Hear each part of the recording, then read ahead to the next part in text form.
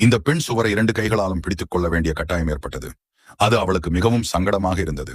ஆனால் அவள் நகரத் துணியவில்லை. ஏனென்றால் அவள் அருகில் நின்ற ஒரு மனிதன் சுவரில் சிவப்பு விளக்கு அணைந்தால் மட்டுமே நிறுத்த முடியும் என்று சொன்னான். கூரையில் ஒரு கேமரா இருந்தது. அது அவளை 24 மணி நேரமும் கண்காணித்துக் கொண்டிருந்தது. இப்போது அவள் விதிகளை பின்பற்றவில்லை என்றால் அதற்கு வேதனையான விலையை கொடுக்க வேண்டியிருக்கும் என்பதை அவள் உணர்ந்தாள். அப்போது ஒரு வயதான மாமா உள்ளே வந்து ஒருவரை அழைத்தாள். அதற்கு சன்கிளாஸ் அணிந்த ஒரு மனிதன் வருகிறான். அவன் உத்தரவின் பேரில் அந்த பெண்ணின் முன் சென்று முற்றிலும் சேதமடைந்திருந்த காதுகளை காட்டுகிறான். அந்த பெண் ஒரு கணம் மிகவும் பயந்து சுவரை விட்டு வெளியேற துணியவில்லை. ஆனால் இப்போது அவள் மிகவும் பலவீனமாகிவிட்டாள்.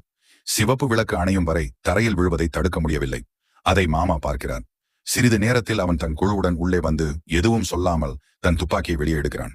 இதனால் அந்த பெண் எழுந்து மீண்டும் சுவரை பிடிக்க வேண்டியிருந்தது. அவள் மீண்டும் விதிகளை மீறாமல் இருக்க ஒரு நபர் ஒரு எஃப் ஆணியை எடுத்தார்.